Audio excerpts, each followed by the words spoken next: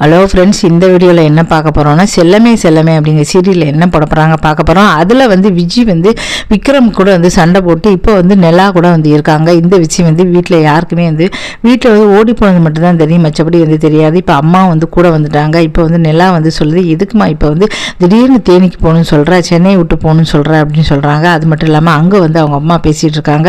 விக்ரம் வந்து விஜயை பார்த்துட்டேன்னு சொல்ல, ஆரம்பத்துலேருந்தே எனக்கு விஜய் வந்து பிடிக்கவே பிடிக்காது, அவள் வரத்துக்குள்ளே எப்படியாவது விக்ரமுக்கு ரெண்டாவது கல்யாணம் பண்ணி வச்சிடணும் அப்படின்னு வந்து சொல்லிக்கிட்டு இருக்காங்க. அதே சமயம் அவங்க அம்மா வந்து அவங்க ஃப்ரெண்டுக்கிட்ட வந்து சொல்லிகிட்டு இருக்காங்க, நாங்கள் யாருமே வேண்டாம், அவன் தான் வேணும்னு போனவன் இப்போ அவன் வேண்டான்னு வந்திருக்கா அப்படின்னா கண்டிப்பாக ஏதோ ஒரு பெரிய காரணம் இருக்கும். அது என்ன காரணம் அப்படின்னு நம்ம எப்படியாவது கண்டுபிடிக்கணும். அவளும் சொல்ல மாட்டேங்கிறா, எப்படி தான் தெரிஞ்சுக்கிறது அப்படின்னு சொல்கிறாங்க. இந்த காரணங்கள்லாம் வந்து பார்த்தீங்கன்னா நிலா வந்து பார்த்தீங்கன்னா நிலா வந்து கேட்டுட்டு இருக்காங்க, எல்லாருமே கேட்டுறாங்க. ஆனால் விஜய் இந்த காரணங்கள் எதுவுமே சொல்ல மாட்டேங்கிறாங்க. எப்போ தான் சொல்லுவாங்க அப்படிங்கிறத நம்ம பொறுத்து வந்து பார்க்கலாம். இதுக்கு அடுத்தது வந்து பார்த்தீங்கன்னா புனிதா அப்படிங்கிற சீரியல் பார்க்க போகிறோம். புனிதா அப்படிங்கிற சீரியலில் என்ன போட போகிறாங்கன்னா, இன்றைக்கி வந்து அமுதா வந்து ஒரு பக்கம் வந்து பார்த்தீங்கன்னா புனிதாவுக்கு வந்து ஏதோ பண்ணிக்கிட்டு இருக்கா, அப்புறம் வேற ஒருத்தர் வந்து பண்ணிக்கிட்டு இருக்கா, யார் என்ன பண்ணானே தெரியலையே.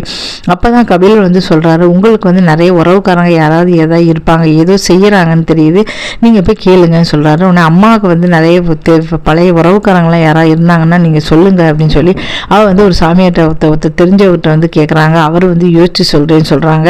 இதுலேருந்து அவங்க எப்படி தப்பிக்க வராங்க தெரியல. ஏன்னா வீட்டுக்குள்ளே இருந்துக்கிட்டு அமுதா வந்து என்னெல்லாமோ ஒரு பக்கம் பண்ணிக்கிட்டு இருக்கா. அமுதா பக்கம் ஒரு பெரிய பார்சல் எடுத்து பண்ணிக்கிட்டு இருக்கா. அந்த பார்சலை என்ன பண்ண போகிறீங்க, இதை வந்து தேவயானிக்கும் சரவணனுக்கும் அனுப்ப போகிறேன் அப்படின்னு சொல்கிறாங்க. வீட்டுக்குள்ளே எவ்வளோ தூரம் வந்து ஒரு கிரிமினல் வந்து பண்ண முடியுமோ அந்தளவு மோசமான ஒரு வேலையை பண்ணிகிட்டு இருக்கா. கண்டிப்பாக அந்த அமுதா மாதிரி பெண்களாக வந்து பார்த்திங்கன்னா கண்டிப்பாக வந்து பார்த்தீங்கன்னா இந்த மாதிரி கிரிமினல் வேலைக்கு ஜெயிலுக்கு தான் போகணும். ஏன்னா அந்தளவு மோசமான ஒரு வேலையை வந்து அமுதா வந்து பண்ணிக்கிட்டு இருக்கா. இவ்வளோலாம் சும்மாவே விடக்கூடாது.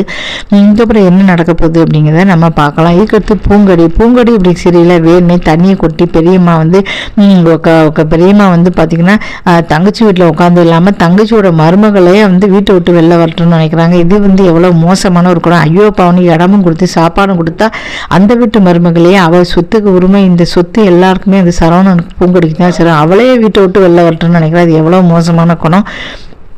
வேணுன்னே தண்ணியை கொட்டி அவளை வந்து படிப்பை வம்பாக்கி அதுக்கப்புறம் சரவணன் அங்கேருந்து பல்பு போட்டார். அப்புறம் காய்ச்சல் வந்து படுத்திருந்தாங்க. அப்போ தான் அவள் அப்பா வந்து சொல்கிறாரு, உனக்கு ராத்திரி மாத்திரை கொடுத்து உனக்கு வந்து பாயெல்லாம் வந்து மாற்றி விட்டு எல்லாமே சரவணந்தமாக செஞ்சாங்க அப்படிங்கிறாங்க. உடனே வந்து அவள் அப்பா வந்து திட்டுறாரு.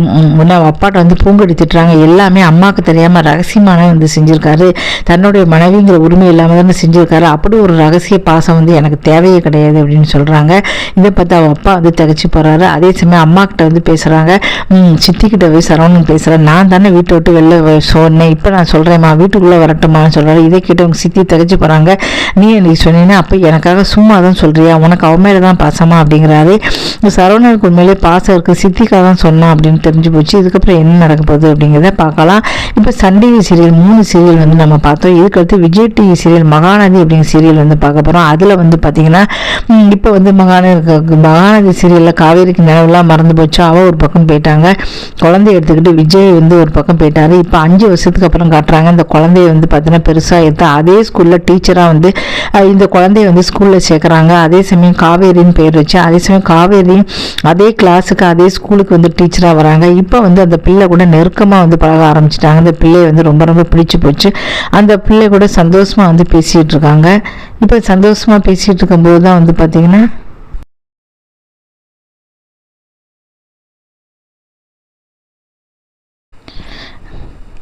இப்போ வந்து பார்த்தீங்கன்னா காவேரி வந்து பார்த்தீங்கன்னா உங்களுக்கு வந்து இப்போ ஒரே இடத்துல போனோடனே காவேரியும் அந்த குழந்தைய வந்து நெருக்கமாக ஆயிட்டாங்க. வீட்டில் வந்து சொல்கிறாங்க, ரொம்ப சந்தோஷமாக இருக்கும், ஒரு குழந்தைய மேலே அவ்வளோ பாசமாக நெருக்கமாக இருக்குன்னு சொல்லிட்டு. அதே சமயம் அந்த குழந்தைய வந்து விஜய்கிட்ட போய் சொல்லுது, என் கீழே அந்த டீச்சர் வந்து ரொம்ப பாசமாக இருக்காங்க, என் மேலே அவ்வளோ பாசமாக இருக்காங்க அப்படின்னு சொல்லுது. ஓ அப்படியா, ஆமாம் அவங்களும் ரொம்ப பாசமாக இருக்காங்க, ஸோ அந்த டீச்சரை நான் கண்டிப்பாக நேரில் பார்க்கணும்னு சொல்கிறாங்க. இப்போ 2 பேரும் வந்து சந்திக்க போகிறாங்க. சந்திச்சதுக்கப்புறம் தான் விஜய்க்கு வந்து தெரிய போகுது, காவேரி வந்து நம்ம காவேரி சொல்லிட்டு அவங்க அம்மாவெல்லாம் பார்த்ததுக்கப்புறம் தான் புரிய போகுது. அதுக்கப்புறம் இப்போ கூட தாத்தா வந்து உண்மையை சொல்ல, அதுக்கப்புறம் தான் தாத்தா வந்து உண்மையை வந்து சொல்ல போகிறாரு.